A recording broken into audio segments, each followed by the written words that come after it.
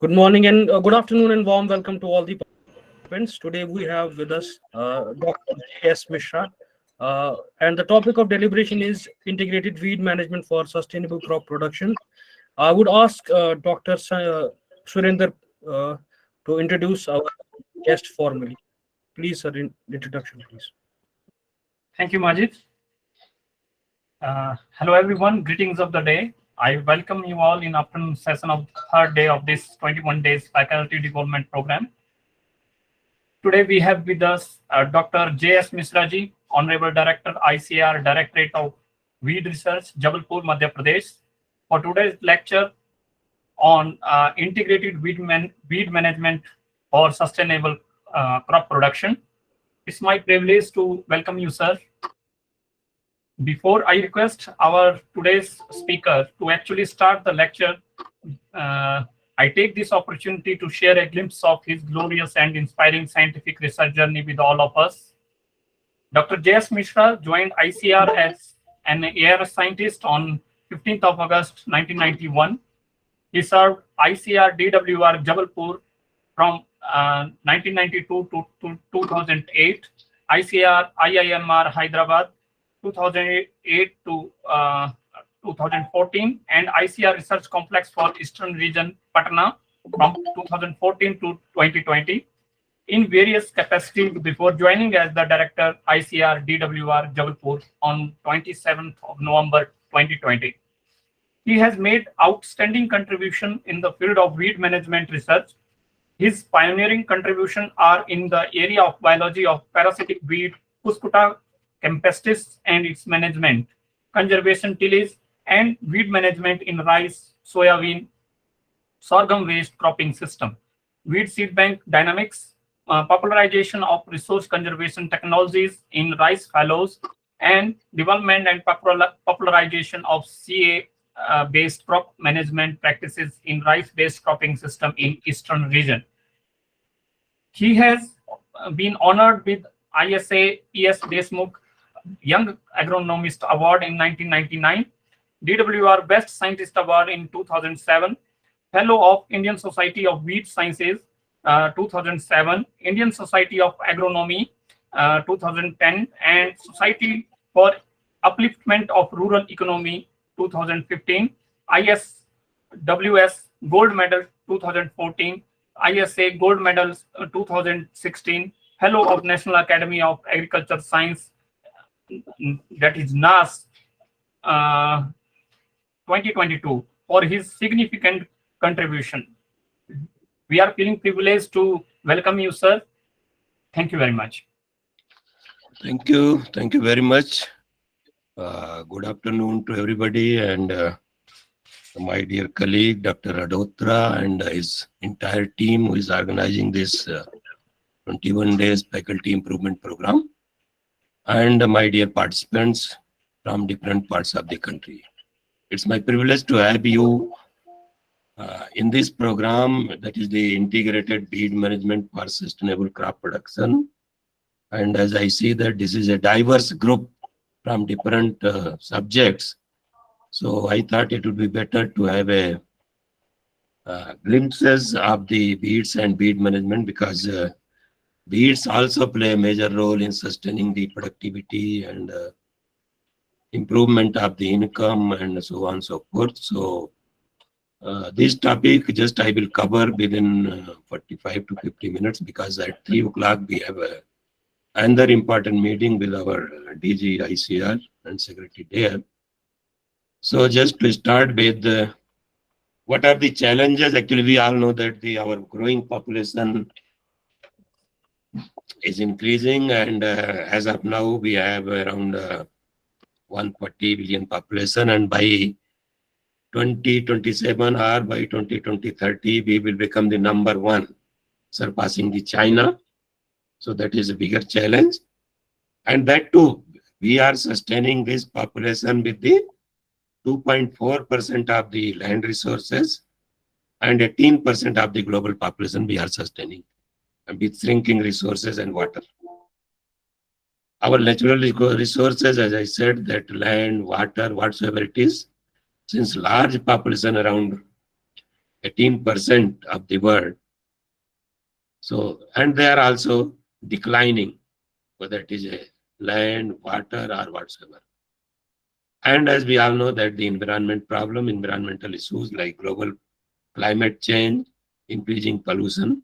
So under these circumstances, we have to feed our growing population and we have to improve the income of the farmers. As we all know that but now the young youth, they are very little interested in the agriculture and they are migrating from rural areas to the city area just to earn money.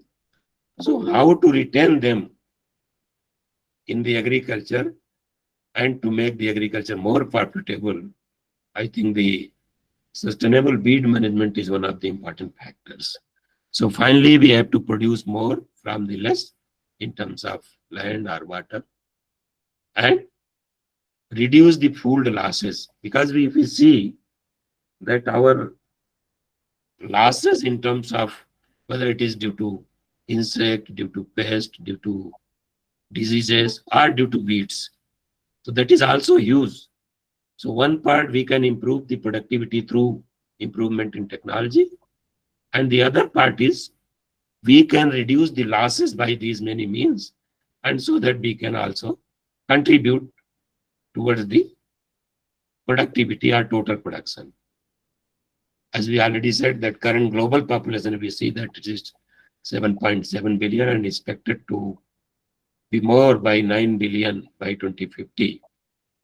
And to feed this population, as we said, that this is a major challenge for us. And for that, even assuming the 10% losses due to weeds, because we have seen in our experiments with discussion with the farmers, it ranges from 5 to maybe as high as 70%, 80%, depending upon the ecology, crop, and management practices. But even if we assume that the weeds cause only 10% loss, it comes to the around 200 million metric ton global production loss. So even if we can reduce a little bit this loss, certainly we will add to the total food basket. And if this loss can be reduced by half or whatsoever, even if we can reduce by half, so certainly 100 million tons can be added to the national food basket, and it will also help in the reducing global food hunger. As we all know that by 2030 there are several number of sustainable development goals, and that goal number 2, zero hunger, is very important. So by managing the weeds, we can contribute to that sustainable development goals. Even if we can see our Indian agriculture, we have seen the success story right from our independence. We were just the net importer, and we were producing only 50 million tons food grains.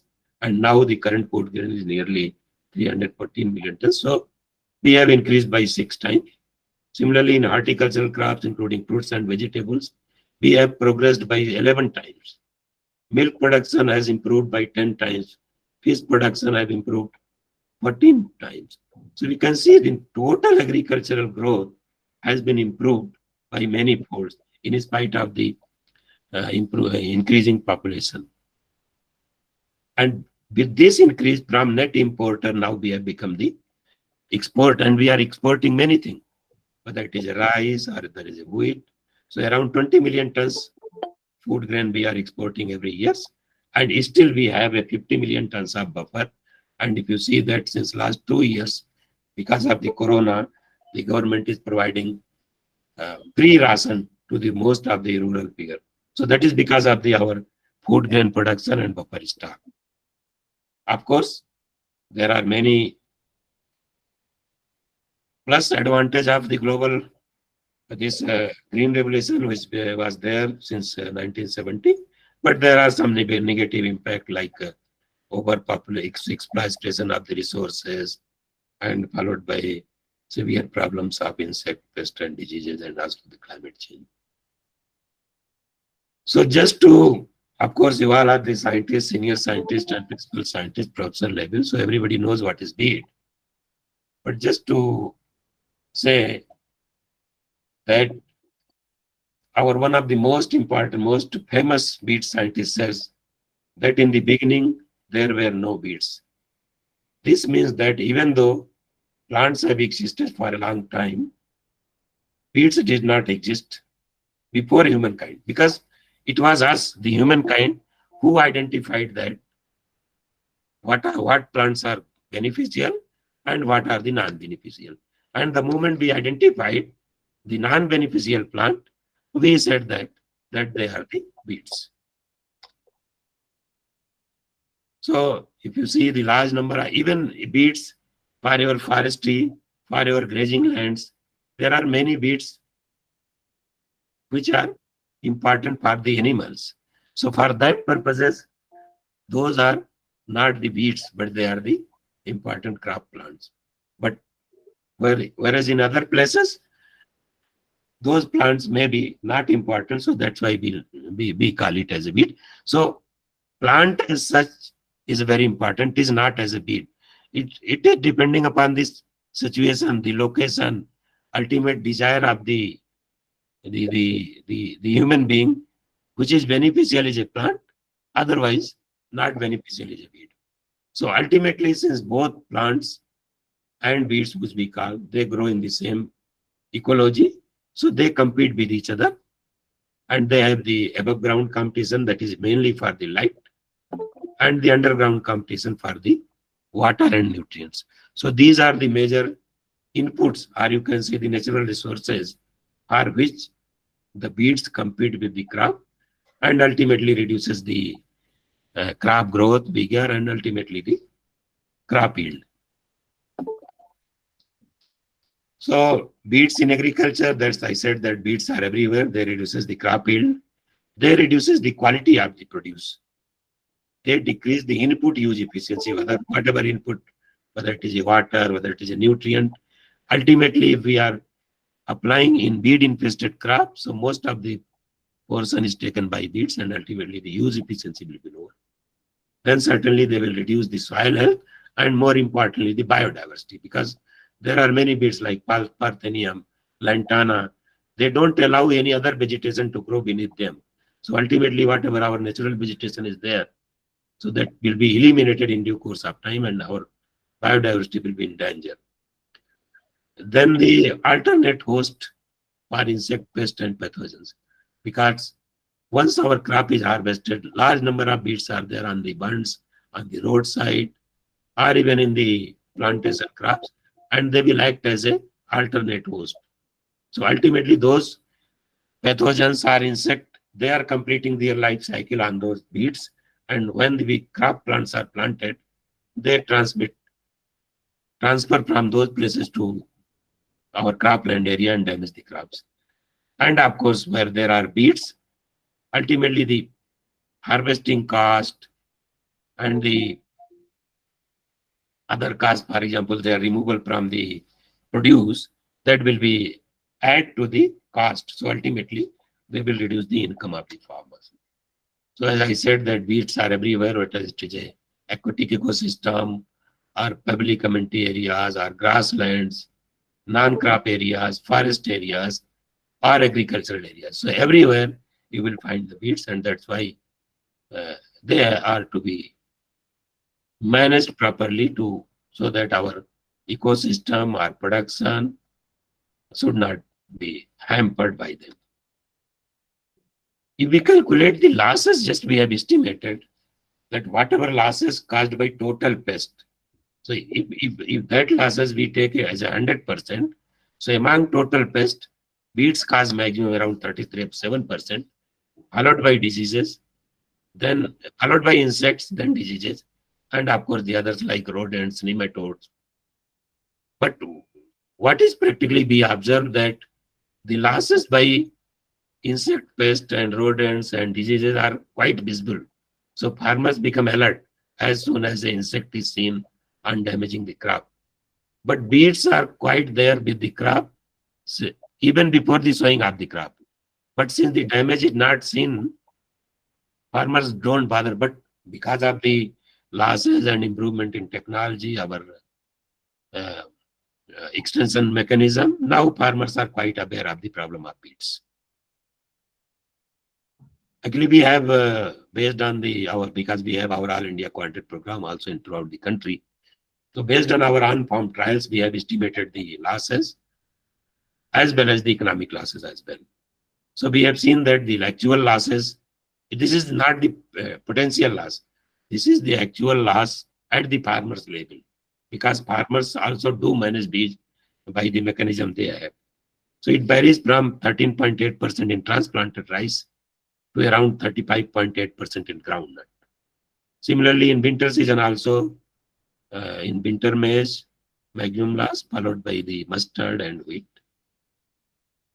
And we have made the economic, in terms of economics, even if we see that we have calculated the loss only in 10 field crops. So if we in these 10 field crops, the economic losses is more than 70,000 crores annually. This is not based on the single experiment. This is based on the 1581 experiment throughout the country. So the average yield loss in terms of economics is more than 70,000 crores annually. Among these 10 crops, if you calculate the remaining crops, the remaining ecology, aquatic environment, the biodiversity losses, it may go to many more crores. Say the aquatic ecosystem, huge losses through water hyacinth, because the other losses, keeping aside, it transpire the water 2.5 to 13 times higher under the condition where there is no aquatic system. So it means that the beads reduces the water value also, the command area water requirement is more. So if beads are there in canals, in ponds, so ultimately that water availability will be reduced by these beads. As I said, that beads are alternate host for insect pest and diseases. So you can see that in papaya garden or any garden, say Parthenium is there. So Parthenium is a major source of papaya mealybug. So in the papaya garden, if Parthenium is there, you can see that the infestation of mealybug on the papaya fruits. So similarly, there are many weeds which affect your crop plants or the fruit trees or vegetable by the acting as a host for different pests and pathogens. Similarly, this is one I worked at Eastern Ecology also. So you can see that this rice mealybug, huge number of rice mealybug on the rice leaf and stem. So you can see this is the culprit. This is the grassy beet Bracharia. Of course, Bracharia is one of the good source of the fodder also. But in rice, the population of Bracharia, this hosted the mealybug, and ultimately this mealybug was transferred to the rice seedlings. And you can see the population of mealybug in rice pole leaf holes. And this you can see the damage. More than 70-80% rice plants were damaged. So this is what how these beads act as an alternate host. So what are the different issues in bead management? You can see that earlier the labor were there. So nowadays, because of the high cost, and I said in beginning that most of the village people, village youth, especially, they are migrating from agriculture to non-agriculture, and they are moving towards city to earn more money. Then, of course, there is a bead flora shift because of the climate change, because of the management practices in terms of same herbicide, repeated use of same herbicide. So this has led to the herbicide resistance in beets, like in Punjab and Haryana. Repeated use of same herbicide has led to the resistance problem in Perlis minor. Then, of course, the herbicide residue as an environment. Of course, compared to insecticide and fungicide, the herbicide residues are less, but still we have to see the residue problem in food product, in water chain, and also in the environment. Then the new systems coming up, whether it is a weed management in conservation agriculture, because you see in conservation agriculture, we should not plow the land. And if you see, the basic objective of tillage was to control the weeds. But in the change system where we are not doing the tillage, certainly the weed profile will be different and we have to manage them with different sets of management practices. And nowadays, we are talking more about organic farming and recently about the natural farming, where we don't have any option to apply herbicide. So certainly weeds are going to become a major issue. So that these are some of the important issues apart from other issues.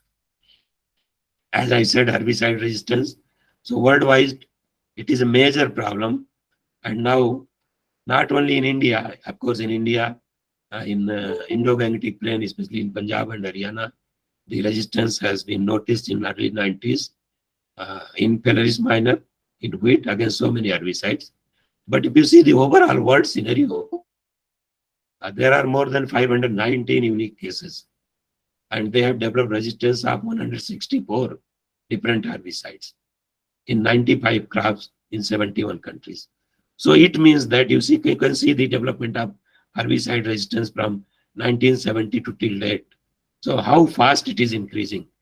So ultimately, whatever herbicides we are applying, maybe within 4 years, 5 years, or 10 years, they are becoming resistant to one or other herbicides. So we have to go for searching a new herbicide chemistry, and that is not an easy task. So herbicide resistant weeds in India, as I said, there's all the cases in wheat. So now earlier we report was Perlis minor, but now the Avena, the Rumex, the Chenopodium, the Polypagan.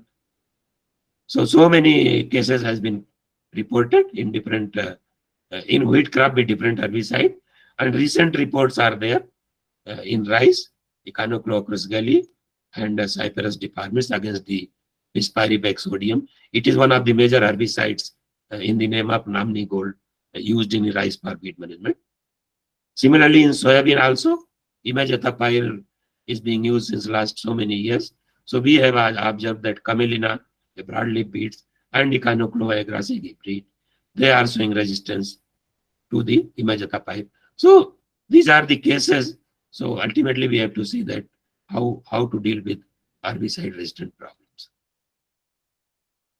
So rather than depending on single method, we have to follow the integrated weed management practices, and we have to start from the field preparation, sowing, to all agronomic practices, and ultimately the herbicides.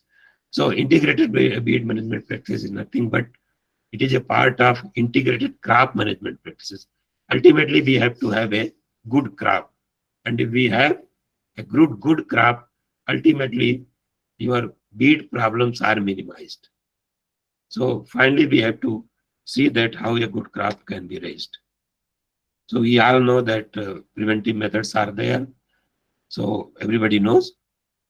But the most important thing is we have to use weed-free crop seed, because whatever herbicide resistance, earlier it was one pocket, but we all know that from Punjab and Haryana, the farmer normally see that their wheat varieties are more and they are more productive. So most of the farmers used to purchase the seeds. And if these seeds are there with the infestation with resistant biotypes of Perlis minor, or even see the machinery, combined machinery. Now, of course, it is you can find everywhere, but earlier days, combined machinery used to come from Punjab and Haryana. So machinery cleanliness also there. Otherwise, if there is a weeds here and there in the machinery itself, they will add the weed problem. Similarly, in your berseem crop, that chicory is a major weed, and that is berseem and chicory seeds are almost identical. So there also we need to have a weed-free crop seed, or some parasitic weed I was talking about, Cuscuta chinensis or Cuscuta campestris. This is a major problem in berseem and lucerne. So again, this seed very rapidly mixed with the berseem or lucerne seed. So there also we need to have a weed-free crop seed, and of course the other methods are there. So basic point is we have to prevent the entry of a new weed in new fields. and that mostly comes from the mixed crop seed. Then I said that conservation agriculture is an emerging issue, emerging area in the crop production. And here also you can see that in the we are not plowing the soil, but the standing residue of the rice or wheat, because of the machinery development, whether it is a zero-till seed drill or happy seeder, it is very easy to use the previous crop residue. That will also act as a mulch, and we can sow the crop timely. So there are so many methods of the conservation technology, whether it is a zero-tillage, happy seeder, or bed planting. So as I said in the beginning, we have to raise a good crop if we have to manage our weeds. So these are some of the technologies which not only control weeds, but also saves the, say, 30 to 40% water, increase the fertilizer use efficiency in terms of nutrient use efficiency, and of course the improvement in yield. But it depends upon the location, the ecology, because in some location, farmers say that the yield of zero tillage is almost similar to the conventional tillage. But somewhere they have got some advantage. But at some places, 5 to 10% reduction is also there. So it depends upon the ecology. And the diversification is also one of the important things for weed management, because there are certain weed species which grow in the similar type of ecology, say Indo-Gangetic plain zone, rice wheat system. So continuously rice wheat, rice wheat, rice wheat. So they favor a specific weeds like Pallis minor or Avena. So if we change the crop rotation and go for diversification, say if you change the rice with maize, so certainly we have to go a different set of management for maize, and a different ecology will be created. So the same weed flora which were coming in the rice wheat system since so many years, there will be break in the their build-up. So ultimately, this crop diversification is very important for breaking the life cycle of the specific weeds. Say when we talk about parasitic weeds are crop specific. They don't come in the other crops. For example, Kaskuta in Barsim or Looser. So at least 1 or 2 years, you go for any cereal crop. So this Kaskuta will not emerge, or it will emerge and it will not attack, and it will ultimately suicidal death will be there. So similarly, for other parasitic weeds like Striga and Orobanki also, they are very host dependent. So in that situations, the crop diversification play a major role. Then the intercropping is another important aspect in non-chemical weed management. So wherever possible, in wider row crops like maize, pigeon pea, sugarcane, weeds do come in the interspaces. You can see this below slide, full of grassy weeds in maize, because maize is normally planted 60 centimeter per grain purposes.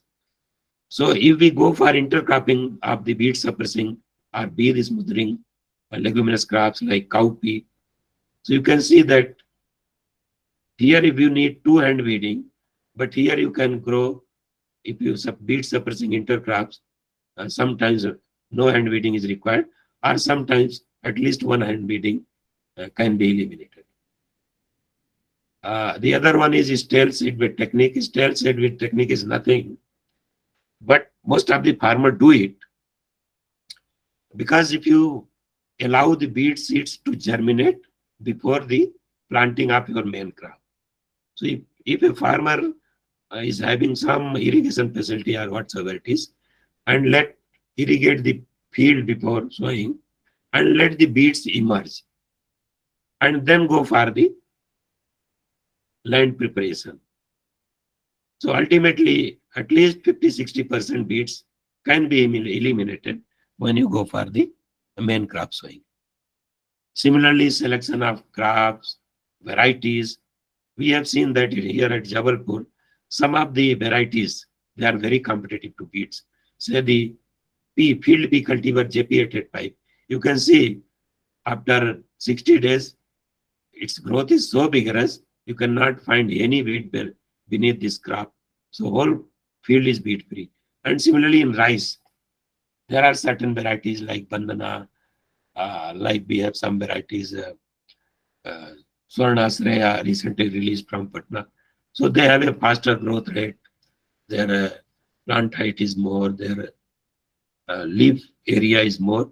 So it may not alone be effective to suppress the all weeds, but it can be used as in integrated manner. So where you can use this variety, maybe a little herbicide and one unweeding is needed. But where you can use the other short duration variety, maybe their herbicide plus unweeding is required. So these can be as a part of integrated weed management. Of course, soil solarization is a very good technique, but for small areas, for high value crops, it increases the temperature during summer. So because of the increased temperature, most of the weed seeds, they are, in fact, their viability is reduced in the summer. So that is also one of the practice, but may not be economical when we go for the larger area. Then the cover cropping like crotalaria or sesbania, especially for the orchard crops. Here we have seen that we have our mango orchard. So whatever spaces are there, they are full of weeds, especially perennial weeds. But if we go for the intercropping of these cover crops like sesbania and crotalaria, they are very suppressive, weed suppressive, and also they will add to the nitrogen to the soil. So you can see that we can go for chopping through the grass cutter, and ultimately the weeds problem will be reduced. We have another technology, sesbania intercropping in rice. So if you intercrop the rice, direct seeded rice with sesbania, and after 30 days or 35 days, you can spray this 2,4-D because it will kill the sesbania. You can see here the below slide. And ultimately the sesbania will have the weed suppression effect. And finally, when it will be killed by the 2,4-D, it will add to the nitrogen to the soil and also act as a mulch to the rice crop. And of course, the other practice, you can remove the sesbania and keep it as a mulch rather than spraying of the herbicide, but this may take more labor and more economics or more cost. And of course, the drum seeding, everybody knows, especially in southern part, this Kona-based technology developed by our ICRP center, TNAU. So it is very effective in the direct seeded rice or transplanted rice, where there is a water. And if you have sesbania in between, so this through Kona beater, you can incorporate easily in the rice along with the beets. So that is very good technology. Mulching, nowadays it is becoming a popular when we talk about organic farming or the natural farming. So there are no other ways except mulching. It is very effective, especially in the vegetable crops, whether it is tomato or cabbage, cauliflower, or maybe for that purpose in okra also.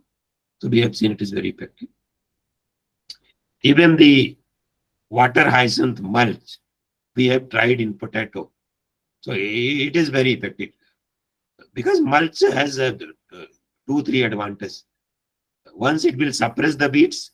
Secondly, it will check the evaporation loss. So ultimately, it will conserve the soil moisture also. So this we have tried at our own level at Jodhpur. So this mulching with water hyacinth.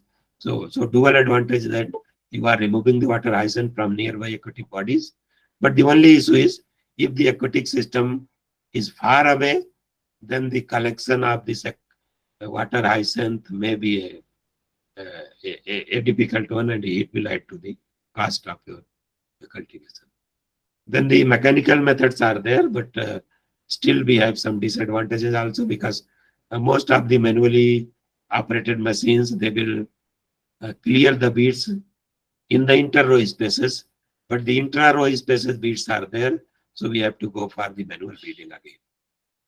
And but in cotton, where there is a square planting, means your implement can be moved from both sides, north, south, and east, west. So there you can go for the mechanical weeding, that is bakkar, or especially designed farmers, they use and they keep the weed free their cotton fields by mechanical weeding.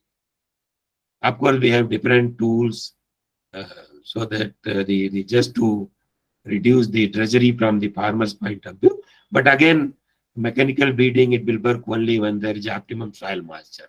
If there is a rain, it will not work. If there is a heavy soil, very difficulty to work because the moisture is there in heavy soil. It all stick on the machinery. And if there is a dry spell, again it will be difficult to. So it will all depend upon the crop, the soil type, the ecology, the situation where we are growing the crop. This is again the cono beater in rice, very good technology, very efficient for weed management. The wheel low in widely spaced crop. Apart from the other two methods I said, just herbicides, because this is the most popular method so far, is most effective, labor saving, economical, reduce the labor cost. But there are the limitations also because if, phytotoxicity is there in some crops if they are not used properly. Of course, now more concern about the environmental problems, soil residue, and uh, water residue. So, but limitations are there for everything. Every good thing, if you have, there will be certain limitation. If you not follow the proper way of, if the herbicides are applied with a proper guidelines, proper dose and time, I think it will be more effective compared to other methods. And that's why, because of the limitation in the labor, the cost, and other things, the consumption of herbicide is increasing. And more farmers are becoming aware of this.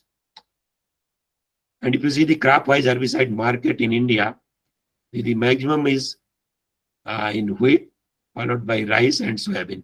So if you all together put rice, wheat, and soybean, more than 60 or 70% share is in these three crops, and other remaining crops are, say, cotton and groundnut, are very less. If you see the herbicide consumption in India, the scenario is different. It says compared to other pesticides, still in India, more than 44% among total pesticide is insecticide, followed by 37% fungicide, 17% herbicide. So still there is scope to increase the herbicide use among the farmers, because compared to other countries or compared to world, the data is reversed. In world, 44 or 45% use is herbicide and very less use is insecticide and fungicide. Yeah, it is a global scenario, you can see. 53% herbicide use globally, followed by fungicide and insecticide. Whereas in India, the story is reverse. And you see the herbicide consumption, vis-a-vis the other pesticides, you can see this is the lower one is the herbicide consumption.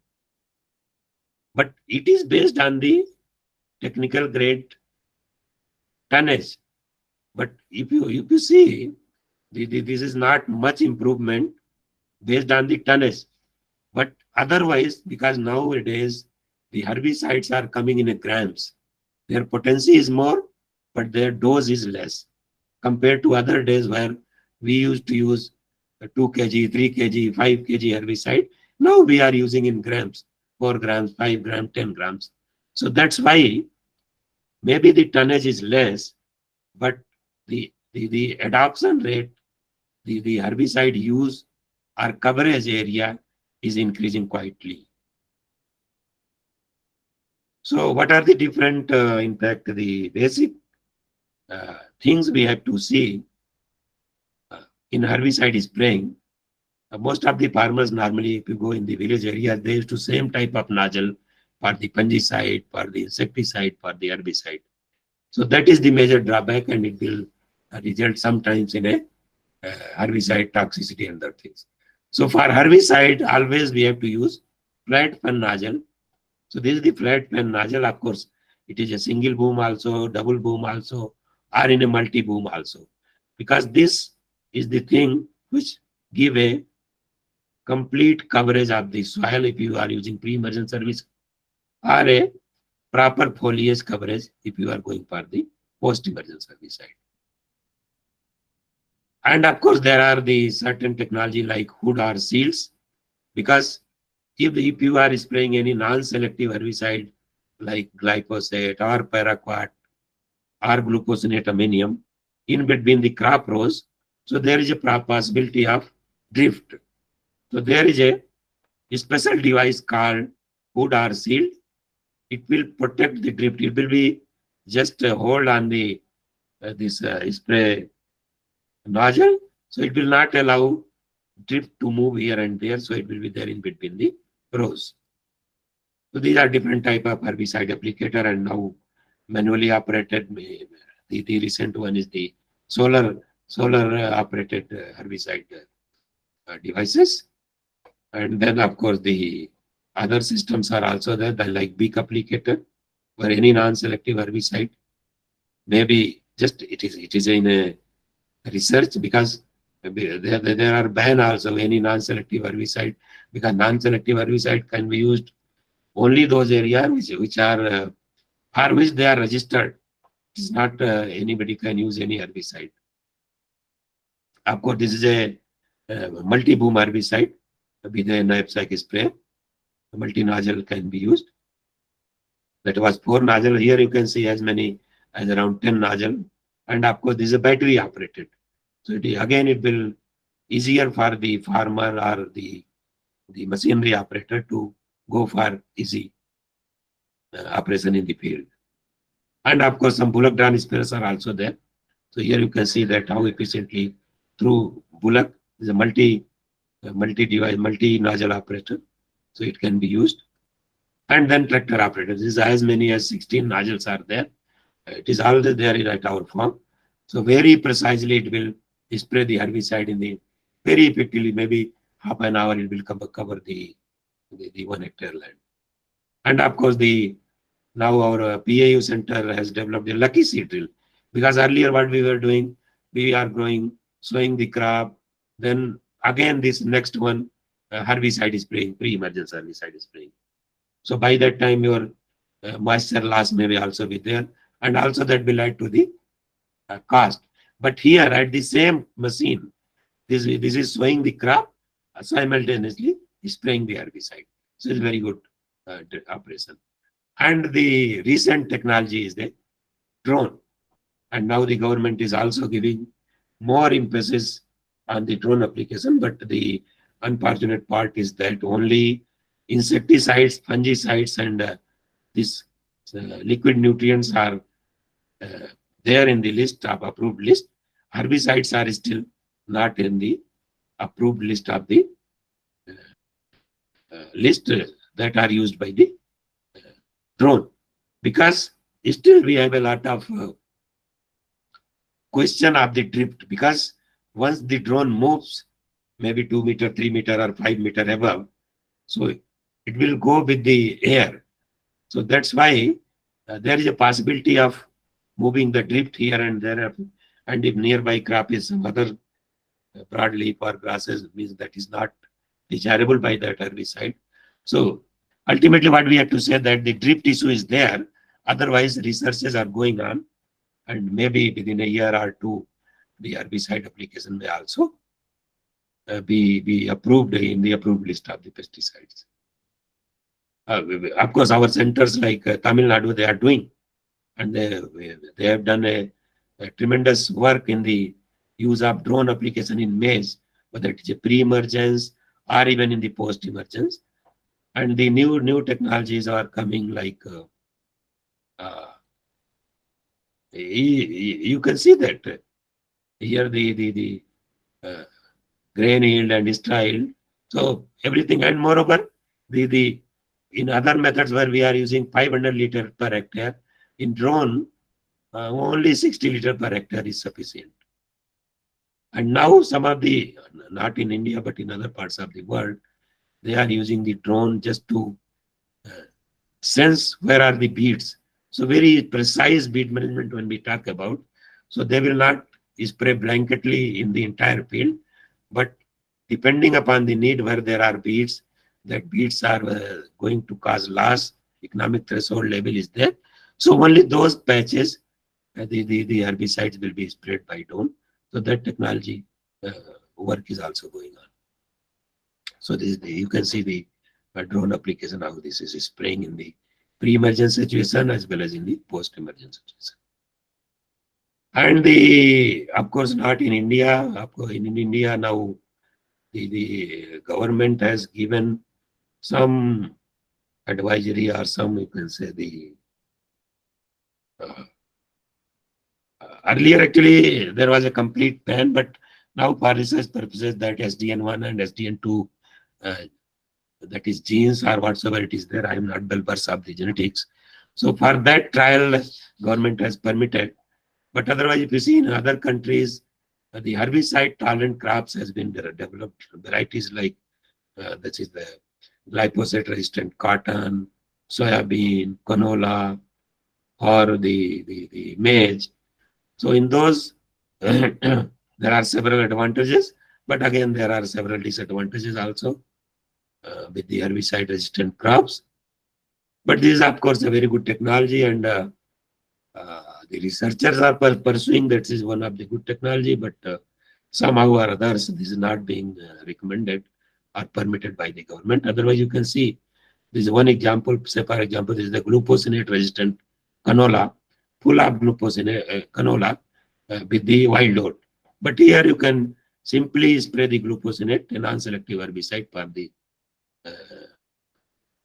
soybean. This is soybean. This is the canola developed a resistance against the glufosinate. So in one go, entire wild oat will be killed. But in India, we are working and with some industry, and they have developed some herbicide tolerant rice genotypes. But again, this is a non-transgenic. Whatever the industry has developed in different countries, what I talked about, that is a transgenic, and that's why the government of India is not permitting. But these technologies is non-transgenic, especially in rice. Our Indian Institute of Agriculture Research, ICAR, they have come up with the Imajatapite tolerant basmati-based basmati rice varieties, where this Imajatapire, of course, Imajatapire is a herbicide of soybean. But in tolerant rice varieties, which are developed by the IARI, and of course, we are also studying the mechanism in another hybrids developed by the savanna seeds. So these varieties are resistant to the Imajatapire. So if the field are infested with grassy beets, and more so if the wild rice problem is there where no herbicide works, this herbicide tolerant or herbicide resistant rice genotype can be grown, and these Imajatapire can be applied, and it will control almost all. Here you can see here, this is a Imajatapire 75 gram as a N 75 gram. But where it is not applied, you can see the grassy beet situation. So this is where this is working very well. So maybe in near future, of course, these are not still recommended by the CIB, because it is the CIB, Central Insecticide Board, that these herbicides should be registered there for direct seeded rice. Otherwise, so far it is registered only for the soybean or pigeon pea, those crops. So until and unless they are registered and approved by the CIB, they cannot be recommended for the farmers. But in research, these are some of the good initiatives. So you can see in IRI, our the director Singh is there. You can see this is the Imajatapite tolerant basmati rice, and here you cannot see anything. This is full cropped and where there was non-tolerant rice. So crop as well as beets were completely checked. So if we go for the individual beet management, so many herbicide, different crop wise are there. So whether it is a bed seeded rice, a complete list is there. Whether it is a pre-emergence or post-emergence. So you can see here, so many herbicides are listed. So we have found that this pyrazosulfuron followed by bispirivexodium, pendimethalin followed by bispiribag, or the post-emergence amplification of enoxaprop plus ethoxysulfuron. So these are some of the good molecules recommended and registered by the CIB for the wheat management in the direct seeded rice. Similarly, as I was telling that wild rice or BD rice, it is a major issue in direct seeded rice and some of the areas, especially in Kerala. So because no recommended herbicide will work for these herbicides. So the only way is stale seedbed. Just you allow the wild rice to come up and then kill it by plowing. Or some of the colored rice varieties are there, which can directly differentiate between the wild oat and wild rice and the rice. So you can easily remove. And of course, the so many other methods are there, but the recent one I was talking about just to use the imazetapide tolerant rice varieties. You can see the direct seeded rice, it pested with the wild rice. How? Because this seed settling is there. Your rice before harvesting of your main rice, all seeds are settled and they will. Then of course, our Kerala Agriculture University has developed one of the technique, and they have got it patented also last year. Because this wild rice panicles are at least 1 feet above the main rice, and they flower at least 15 to 20 days early heading. So any non-selective herbicide using this KU wick wiper, so this non-selective herbicide just it will come in contact with the wild rice and it will kill it before seed setting. But as I said earlier that since non-selective herbicide are not registered, so we cannot recommend to the farmers this technique. Similarly in maize, of course, atrazine, we all know the old herbicide, but now the combinations are there, tembotrione plus atrazine, tembotrione plus halosulfuron, halosulfuron plus atrazine. So these are very effective combination of molecules and very effectively it can be used in maize. Similarly in soybean, number of herbicides are there, but as we all know that these crops are infested with a complex weed flora, grasses, broadleaf, both. So we have to go for a herbicide mixture, say like propacozapap plus imazetapide or the pendimethalin plus imazetapide. Or so this will not only give a broad spectrum weed control, but it will also help in reducing the problem of herbicide resistance. Like imazetapide, we have got the resistance in camelina and echinoclova. So if we go for these recommended combinations are followed by pre-emergence followed by post. So certainly we are going to reduce the herbicide resistance problems. Similarly in maize, number of herbicides are there, but again I recommend that these type of combinations, rotations, herbicide rotations are very important. Say if you are using this combination 3 years, 4 years, so a different type of beads which are not being controlled by this combination will come up. So what we recommend that you go for a rotation. So 1 year you use meso plus ido. So next year you use clodino plus metsulfuron. So next year you use sulfosulfuron. So if you go for herbicide rotation also, so it will also check the bead shift as well as development of herbicide resistance beads. Similarly in other crops like field pea, chickpea, so many things are there. And then green gram, black gram, a number of herbicides are listed, so they can be used for broad spectrum weed control. Then similarly in vegetable crops, of course, pendimethalin is one herbicide that can be used in almost all the vegetable crops. Of course, flucloran earlier it was there, but now it is not coming in the market, at least in our India. Metribuzin is there, but it is good for potato and tomato. Butachlor is also not marketed nowadays. Oxidizole is there in onion and garlic. Then oxychloroquine and hydroxypropmethyl. They are very good herbicide for the onion and garlic. Then just a quick look of the major invasive weeds like Parthenium. We all know it is becoming #1 weed. Huge area, whether it is earlier we were saying that this is a non-crop situation, but now if you see your cropped areas are also infested with the Parthenium, like tomato or any upland crop, take sorghum or sugarcane, you will find Parthenium. But reducing the yield and other environment problems, they are also as a health issue in the human. If a farmer or the stakeholder is coming regular in contact with the Parthenium, so there are the skin allergy, asthma, fever, so many things. But maximum are skin allergy, and old people are more frequently. So they are not tolerant. Of course, the new generation, younger people are tolerant. So they are more sensitive. So these type of symptoms do come when you be in the direct contact with the pathogen. But of course, we have a biological control using Zygogramma bicolata. But only thing is that Zygogramma is active only during rainy season, but Parthenium do come in the winter season also, in the summer season also, where the moisture is there. Otherwise, this Zygogramma beetle, it holds good. You can see here this pre-released, and you can see here the post-release after maybe 1 season or 2. So it all depends upon this beetle load. If sufficient beetles are there, it will be certainly within a season, it will control the Parthenium. Similarly, the water hyacinth, you can see all your, especially the stagnant water.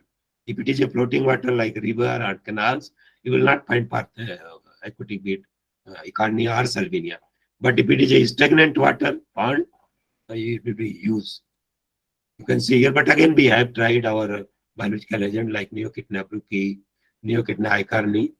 So again, it will work depending upon the agroclimatic situation. It may not work in the cold areas like Delhi and above areas, but it is working very well in the humid areas like Odisha or for that purpose in Jabalpur. And in due course of time, of limited time, depending upon its infestation level, the density level, the load, slowly it will. And you know that in water bodies, no herbicide is recommended. So these are the ultimately some of the technology. Either you go for manual removal, which is very costly. So, but this biocontrol is a very self-sustained technology, and it can be used.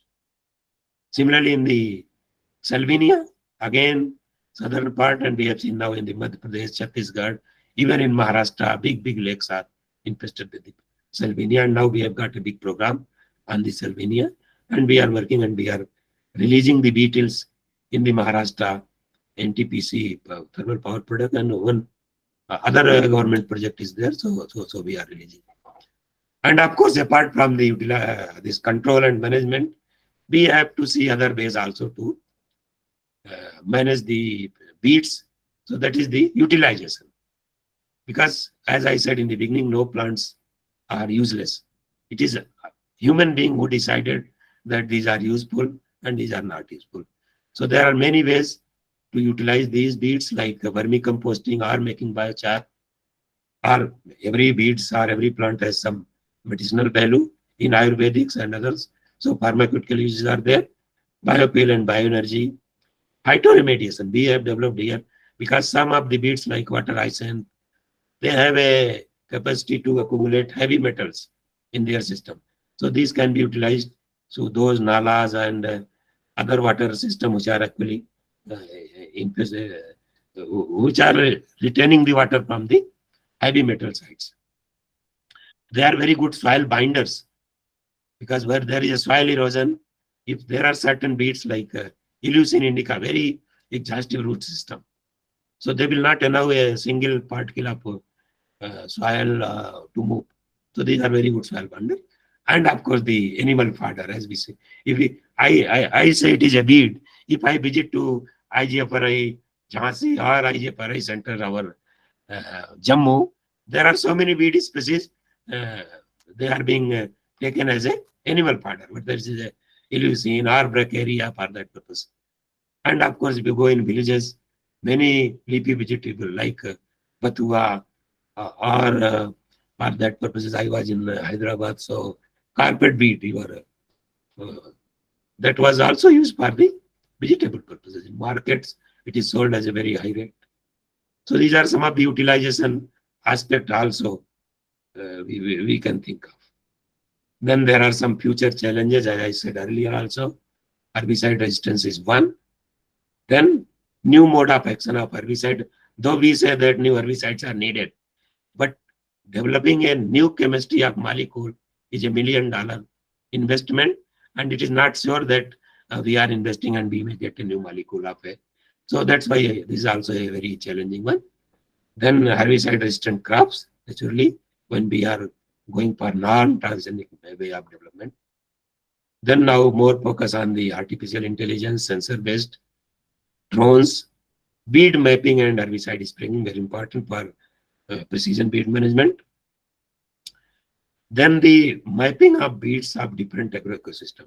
Even we have planned to map the beads of different aquatic systems. So if we have a mapping and we have a database, say water hyacinth, in where it is more, where it is less, say Parthenium or Lantana, if whole country is mapped, then it will be very difficult for scientists or the policy makers to see the exact problem and accordingly to find out and make the policies. Then of course the biology, crop bead interaction, these are under the changing climate scenario, because we know that beads are there, crops are there, they all are C3 or C4, and depending upon these climate change where carbon dioxide is increasing, temperature is increasing, so certainly the behavior of beads with the crops and the efficiency of the herbicides will also be changed. So accordingly we have to see and we have to develop new methodology. And then, as I said, that the conservation agriculture is upcoming area, organic farming, natural farming. So if these are the new upcoming areas, so certainly the situation, the way of cultivation is different. So certainly we have to see for the different ways of the bead management in these situations. And of course, the ultimately, we have to see how these beads can be utilized by different means. So in nutshell, because now we have the time for our honorable DG lecture. So with this, thank you very much, the course director, Dr. Radhatra Sahab and his team, for giving me the opportunity to interact with these many learned participants. So thank you very much, Dr. Sahab. Thanks, Dr. Thank you, Mishra. So, this sir, can you please present the note of thanks? Any one or two quick interaction, otherwise, because we have another program, Doctor.